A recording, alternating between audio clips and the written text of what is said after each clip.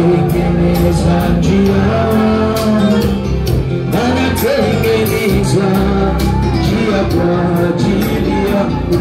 Najua Bwana, anatengeneza njia, anatengeneza njia kwa ajili yangu. Najua Bwana, anatengeneza njia, anatengeneza kwa ajili yangu. Mimi najua Bwana, anatengeneza njia, anatengeneza kwa ajili yangu. Najua Bwana, anatengeneza njia,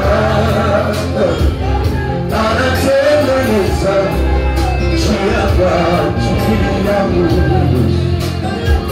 Najua Bwana, anatengeneza njia, anatengeneza njia kwa ajili yangu.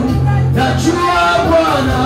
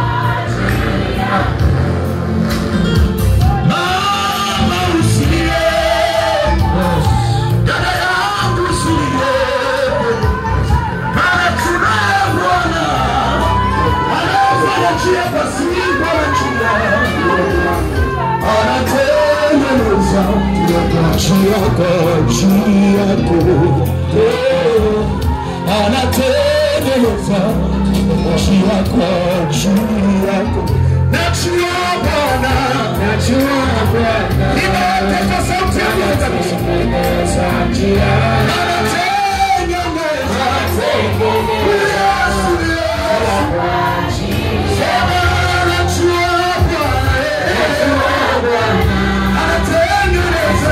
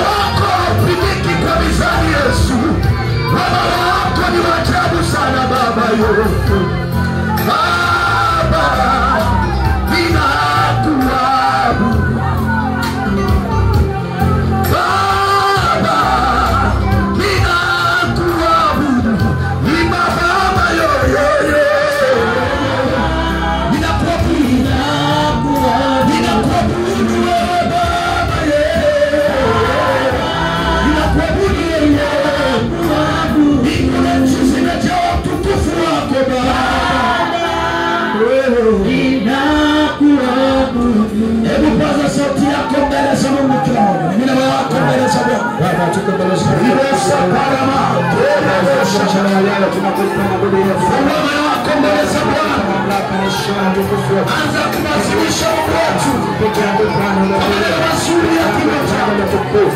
Tafakari kuona mikono maisha yako.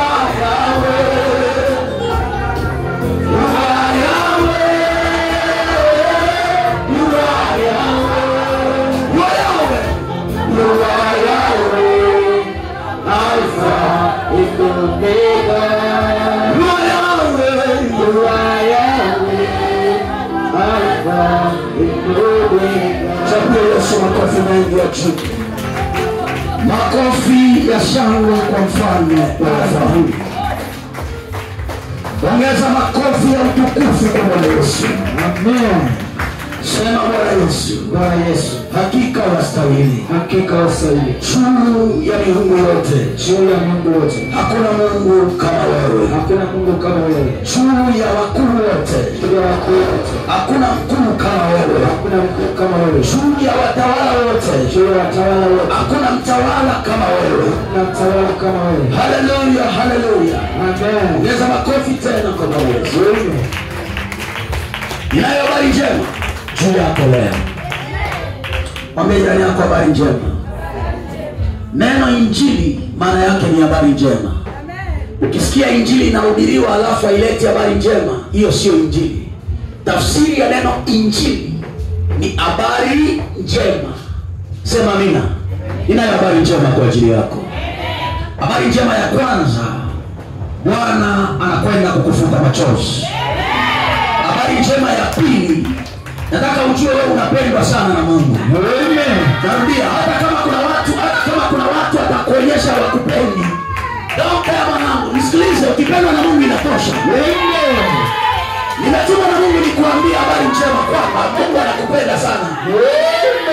Hata kama baba yako atakukataa, hata kama wazazi wako atakukataa, hata kama ndugu na jamaa watakukataa, lakini Mungu amenituma nikwambie yeye anakupenda sana. Hebu pia kifua chako sema napendwa sana na Mungu. Sema napendwa sana na Mungu. Kuna mtu uko hapa, ukiangalia mbele na nyuma, ukiangalia kushoto na kulia, hauoni watu. Kila watu unaona ni kama wako kinyume chako. Unajiona kama hauna watu. Nataka nikwambie mwanangu, Mungu yuko upande wako. Narudia tena, Mungu yuko upande wako. Hata kama uko mzima utamgeuka, hata kama uko mzima utakukataa. Kuna wakati hata watu wa kanisa wanaweza kukataa, lakini Mungu yuko upande wako. Hebu sema Mungu yuko upande wangu. Daudi anasema nitainua macho yangu nitazame milima, msaada wangu utatoka wapi? Daudi aligundua hakuna msaada kwa wazazi wake, hakuna msaada kwa rafiki zake, watu waliowategemea hawakuwa na msaada sahihi. Ndipo Daudi anasema nimegundua msaada wangu utatoka katika Bwana, msaada wako uko katika Bwana. Inawezekana ulisubiri msaada kwa watu wako, ulisubiri msaada kwa wazazi wako, watu waliokupenda sana, lakini sasa hivi watu wamekukataa. Yesu yuko kwa ajili yako mwanangu. Nasema Yesu yuko kwa ajili yako. Hiyo ni habari njema Mungu amenituma nikujulishe. Wewe uliyekataliwa na watu, ukikubaliwa na Mungu inatosha mwanangu. Nasema Mungu amekukubali. Maana yako Mungu amekukubali. Ndio maana uko hai hata leo. Shika mkono wako jirani yako, mshike mkono, mwambie Mungu amekukubali. Ndio maana uko hai hata leo. Kwa hiyo hata wanaokuchukia, ambao hawezi kuondoa uhai wako, hao sio watu wa kujali mwanangu. Unanielewa vizuri? Yesu anawaambia wanafunzi, msiwaogope wao ambao wanaweza kuua mwili. Mwogopeni Mungu mwenye uwezo wa kuua mwili na roho. Unanielewa vizuri? Amina. Habari nyingine nimetumwa nikwambie usiogope. Najua kuna watu inawezekana unapita kwenye mlima, unapita kwenye bonde la mauti, unapita kwenye jangwa, unapita kwenye moto. Mungu wa Shadraka, Meshaki na Abednego yuko pamoja na wewe. Katikati ya huo moto ambao ulionekana kama unaweza kukuunguza, nataka kuhakikisha utatoka salama hapo. Hiyo ni habari njema Mungu ametupa.